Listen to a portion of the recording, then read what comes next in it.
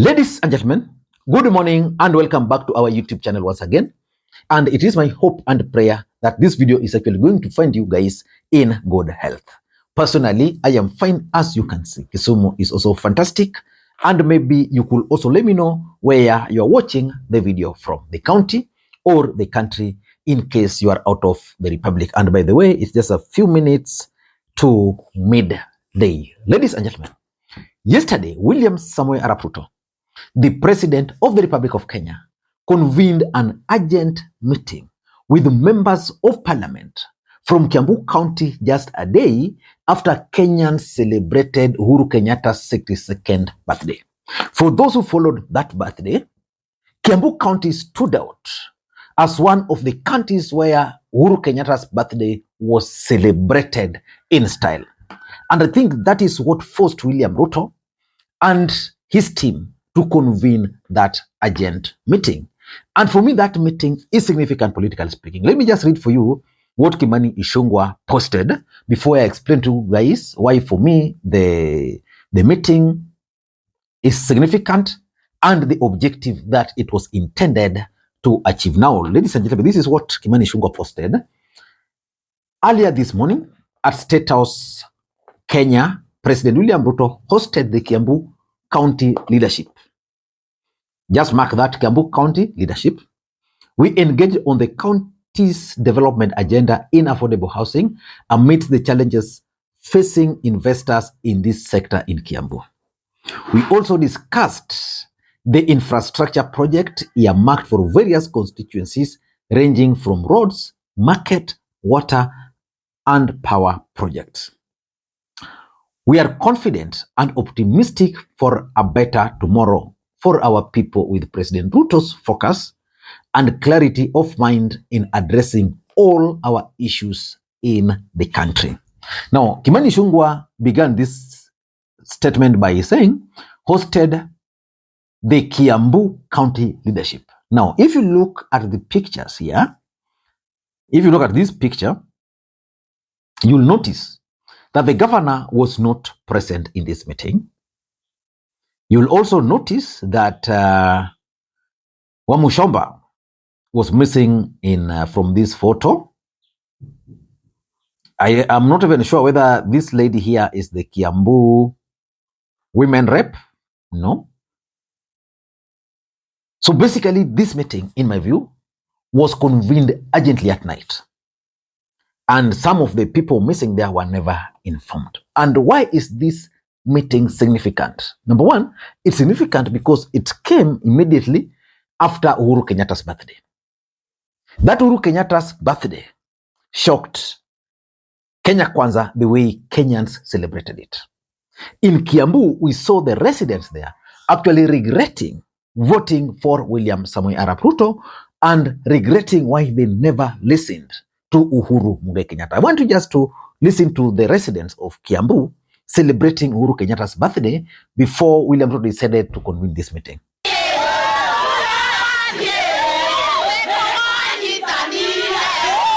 Ilikuwa rahisi, tulikuwa tunaweza kusomeza watoto, tulikuwa tunaweza kuwapea chakula, lakini sasa hata kusomeza watoto hatuwezi. Na hata tufanyie vizuri, akachukua watoto wetu akawapeleka kazi. Sasa saa hii hakuna watoto waendi kazi, hatuwezi kuwasomeza, hatuwapei chakula vile tunaweza, kwa hivyo tuko na shida. Tunaona tulimkosea juu tulienda na wave. Tulimkosea yenyewe, tunajua alikasirika juu tulimkosea. Sasa tunaomba atusamehe ili tuende pamoja. Tumesherekea leo watu wa Gathoni juu Mungu amemwezesha kufikisha miaka 62 na tumesema leo tumpatie zawadi kama watu wa Gathoni kwa yale yote ametendea hapa Gathoni South. Ametujengea mabarabara, ametujengea hospitali, ametujengea university, ametujengea hii soko inaonekana siku ya leo. Hawa mama walikuwa wananyeshewa, lakini akakuja akawajengea soko. Siku ya leo tukasema tumpatie birthday, tusherekee pamoja, tukule sisi wote kama nyumba moja, nyumba ya Gathoni South. Furaha yetu kubwa ni kwamba rais wa kwanza wa Jamhuri ya Kenya alitoka hapa. mtoto yake ako hapa. Wananchi lazima waone baraka ya Mungu, kwa sababu hata mama Ngina Kenyatta ameona mzee yake akiwa rais, ameona mtoto yake akiwa rais, na bado kwa hiyo boma bado tuko na mbegu ya Mungu kubwa sana, inaweza tutawala nchi na tuongoza na hiyo baraka bado, hiyo mafuta bado iko hapo. Number two, this meeting is also coming at a time when the residents of Mount Kenya in general and Kiambu in particular are showing open rebellion against Kenya Kwanza government and William Ruto, Rigathi Gachagua in particular. Just yesterday, there was that incident that took place in Githurai roundabout. I did a comprehensive analysis about that. The other day you saw Kanini Kega being stopped, being heckled out of the podium when he tried. The other day you saw Kanini Kega being heckled out of a podium when he tried addressing the residents, and he was actually saved by none other than Maina Njenga. Of course, at that time you also saw the member of parliament, Kingangi, he was also thrown out of a podium. So which means the residents of the mountain are now showing open rebellion against Kenya Kwanza government. Hawa ndio watasimama na sisi, na unajua hata hawajamaliza hata mwaka moja, wako na miezi 8 wanakoa mwanataki siaretwo. Mimi niwaambie wazi kama mjumbe na mtumishi wenu, yes. Na mimi nitaendelea kuongea haki, kwa sababu haki ndio itaokoa nyinyi, si uongo. Yes. Haki ndio itaokoa nyinyi. Mimi Simon Ngaki niwaambie haki, kwa sababu haki ndio mtakura milele na itadumu. Kwa hivyo nitoe mchango wangu. Haya. And that is something that is worrying William Ruto, because Kiambu County is the one that gave William Ruto the highest number of votes. Number 3, this meeting is also significant because it's coming at a time when Rigathi Gachagua is out of the country. Rigathi Gachagua, Kimani Ichungwa are checkmates. William Ruto is using Kimani Ichungwa to checkmate Rigathi Gachagua. So why would William Ruto organize a meeting when Rigathi Gachagua is out of the country? Of course, another significant thing here to note is that even Moses Kuria, one of the cabinet secretaries from Kiambu County, a former member of parliament for that matter, was also not in this meeting. Why do you think he was also missing? So those are some of the significant things that you needed to note. And importantly, why was the governor not here? Why was the senator not here? Even the women rep, why was she not here? But let us not get into those. In this video, I want us to look at the objective of this particular meeting, why William Ruto convened that meeting.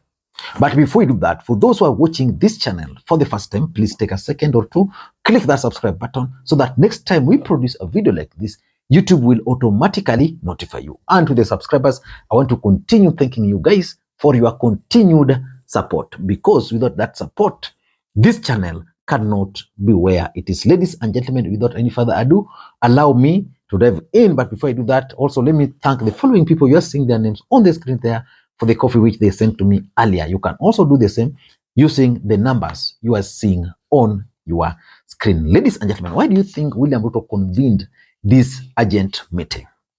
Number one, in my view, I think William Ruto is consuming intelligence reports and is using them appropriately. William Ruto is the president of the Republic of Kenya. Every morning, William Ruto gets briefed on the intelligence of the Republic of Kenya. I am sure the intelligence briefed him of the situation in Kiambu. And being a proactive person, he's reacting. And this is where Uhuru Kenyatta failed. Uhuru Kenyatta would get some of the briefing, or maybe he was being misled, but he would not really act on them. Ruto is acting. So I'm 100% sure that the intelligence report has told Ruto that the mountain is actually slipping away from him. And unless something drastic is done, then he's not going to salvage the situation. So he had to convene that urgent meeting. Remember, Uhuru Kenyatta never appeared anywhere in public during his birthday. But we saw him placing phone calls. Kameme FM called him. Jubilee Party headquarters, I think David Murathe called him, and he spoke. But he never appeared publicly. So the question is, why is Uhuru Kenyatta silent? And what is the impact of Uhuru Kenyatta's silence? So those are some of the issues, but I'm sure the intelligence has told Ruto, boss, things are not right. Remember, if Ruto were to lose Kiambu alone, I'm not sure he will be able to even be declared the president, even as a sitting president. I'm not so sure. That is the truth. Kiambu gave him the highest number of votes, and Kiambu also determines the politics of Mount Kenya. So that's number two. This meeting was also convened to come up with a strategy on how to tame or control Uhuru Kenyatta's wave in the mountain. The truth of the matter is that Uhuru Kenyatta's wave is currently sweeping Mount Kenya. I was talking to someone and he told me something that really caught my attention, that in 2002, the mountain rejected Uhuru Kenyatta. 2002. By 2007, Uhuru Kenyatta was their darling. And that's why they voted for Uhuru Kenyatta to the last man in 2012. He was telling me the similar situation, that in 2022, the mountain rejected Uhuru Kenyatta. And Uhuru Kenyatta is now proving again to be their darling, and they are now trooping back to him. In short, there's a Uhuru Kenyatta wave. Uhuru Kenyatta is gaining ground in the mountain. And that's why people are like, we regret, or we ought to have listened to you, or forgive us. Things like those statements. So Ruto and the team want to come up with a strategy, because within no time, these guys will not even get a platform to address gatherings in Kiambu County. And just like I was explaining in one of my videos that yesterday, that a subscriber here once told me that if elections were to be held in Kiambu, then Uhuru would definitely determine who becomes member of parliament. Probably that's why these guys are meeting. Uhuru Kenyatta will determine who becomes the governor, who becomes the senator, and all those other elective positions. Number three, the third objective of the meeting yesterday, in my view, is about Uhuru Kenyatta's silence.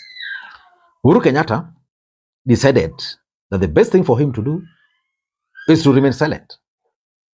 And Uhuru Kenyatta is silent. Uhuru Kenyatta is not talking. Uhuru Kenyatta has been provoked. And that silence of Uhuru Kenyatta is eating William Ruto and the team. So how do they deal with that silence? Let us put our heads together. That's what they did yesterday. So let us wait and see how they are going to move. Because the challenge some of these leaders are also facing is that Uhuru Kenyatta is a former president, so they can't really target him, because if they target him, they will win Uhuru Kenyatta's sympathy. They will win Uhuru Kenyatta's sympathy, something they don't want. Let me just read for you another tweet by Kimani Ichungwa, which I've just seen here. Kimani Ichungwa is saying something, because yesterday he was with Ruto, today again with Ruto at State House. Kimani Ichungwa, Ruto, and Eden Duale. And this is what Kimani Ichungwa is saying. Got these two great friends.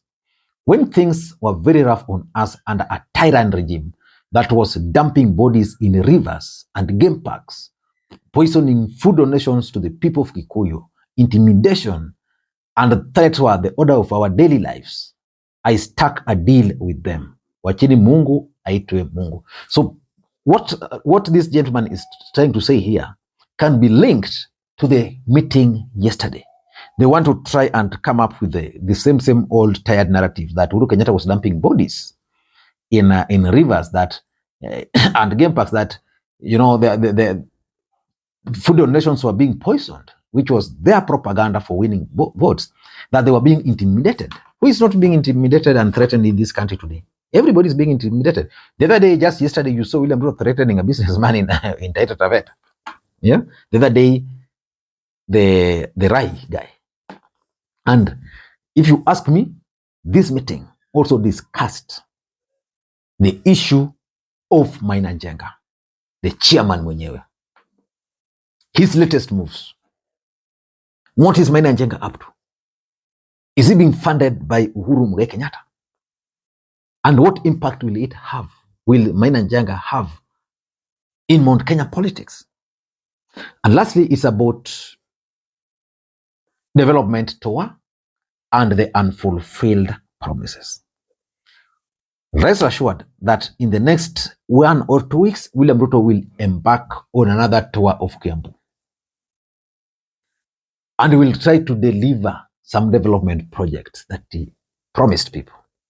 And those development projects are not going to be new. The same old story. And that's where the problem is. Unfulfilled promises. You make a promise, you can't deliver. You go, you make another promise, you can't deliver. So by the time William Ruto will realize, it will be late for him to deliver those promises. I was just going through Facebook today and I came across a clip. Let me just share with you this clip. I came across this clip where William Ruto was describing the difference between Azimio and them. I want you to relate that to William Ruto today. Whether William Ruto can actually stand on a podium and speak the way he spoke on that particular day. Ladies and gentlemen, until next time, this is Lee Makwiny. Bye-bye.